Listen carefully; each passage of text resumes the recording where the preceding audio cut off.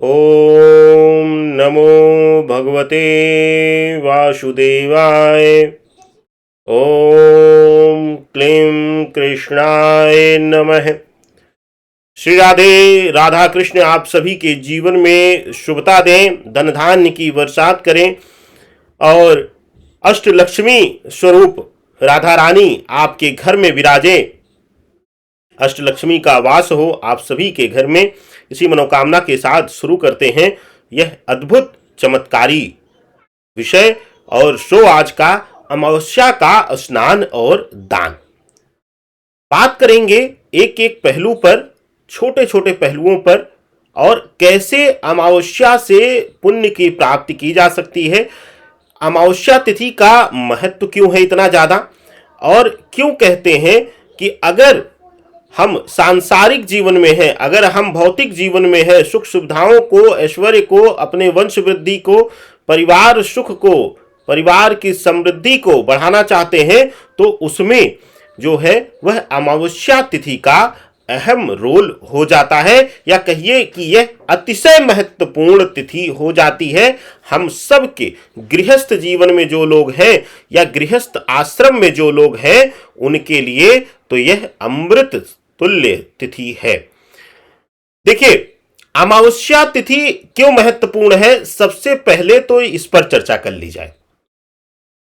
अमावस्या तिथि का महत्व इसलिए बढ़ जाता है क्योंकि यह पितरों के लिए विशेष तिथि मानी जाती है। पितरों के लिए ही, पितरों के निमित्त ही इस तिथि का महत्व सबसे अधिक है। और कहते हैं, पुराणों और वेदों के अनुसार कहते हैं कि पितृ ही जो है हमारे जीवन में वह सर्वोपरि देव हैं, सर्वोपरि देवता हैं। तो अगर हमारे पितृ संतृप्त हैं, तृप्त हैं, खुश हैं, समृद्ध हैं, तो हमारे जीवन में कभी किसी चीज का अकाल नहीं होगा या कभी किसी सुख में कमी नहीं होगी। विशेष करके वंश वृद्धि यानी कि संतान सुख की प्राप्ति, हमारे जीवन में भौतिक सुख सुविधाओं की प्राप्ति, मकान, वाहन, घर इत्यादि सभी तरीके से सुख समृद्धि की प्राप्ति, राज सुख, राज सत्ता, राजनीतिक सुख, राजनीतिक सत्ता इत्यादि की जो प्राप्ति है वह हमारे संतृप्त पितृ ही हमें देते हैं। अमावस्या तिथि, देखिए माघ स्नान चल रहा है और अमावस्या भी आने वाली है, और माघ अमावस्या या आषाढ़ अमावस्या या कार्तिक अमावस्या, इस तरीके से हर अमावस्या तिथि जो है वह खास है।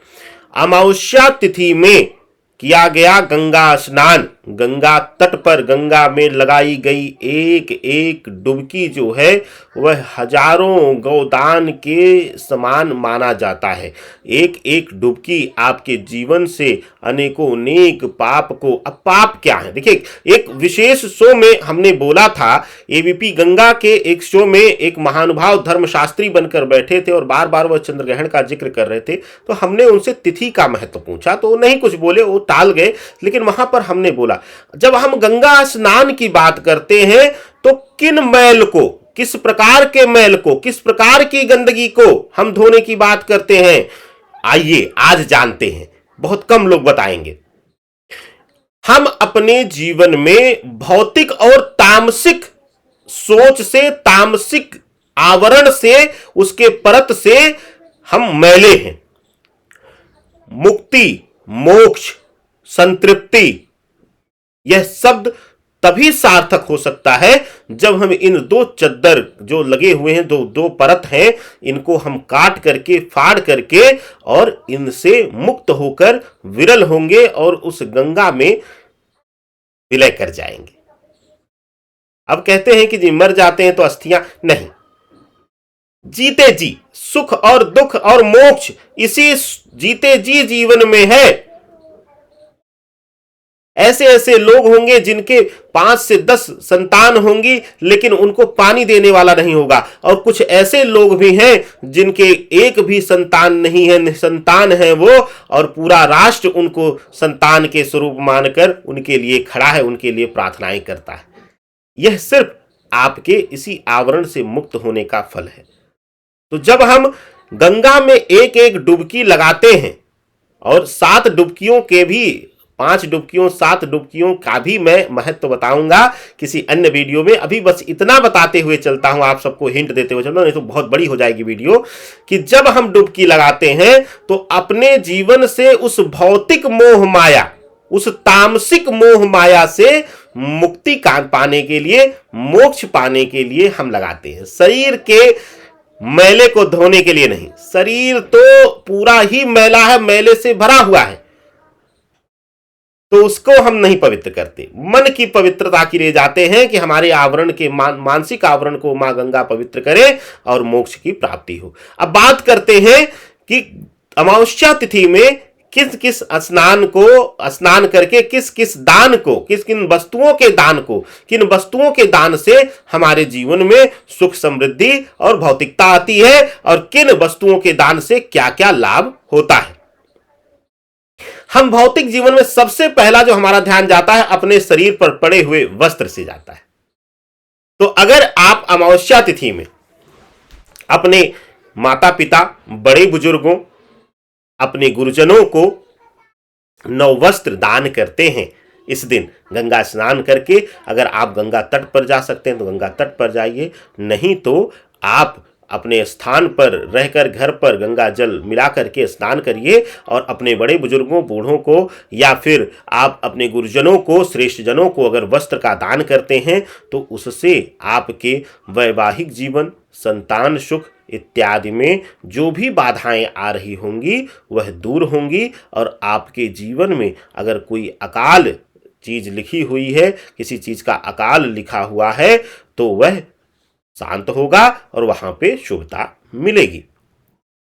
अगर आप आज अनाज का दान करते हैं, जैसे कि गेहूं, धान, जौ, तिलहन इत्यादि का अगर आप दान करते हैं, तो आपके जीवन में धन धान्य की प्राप्ति के साथ साथ यश मान सम्मान की वृद्धि होगी, पद प्रतिष्ठा में वृद्धि होगी, इस प्रकार का फल आपको मिलेगा।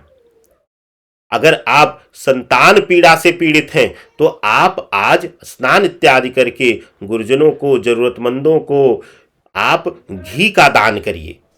घी के दान से पुत्र धन की प्राप्ति होती है, संतान में आ रही बाधा दूर होती है, और साथ ही साथ आपके परिवार कुटुंब में, आपके जीवन में अकाल मृत्यु का भय अगर किसी को है तो वह भी दूर होता है।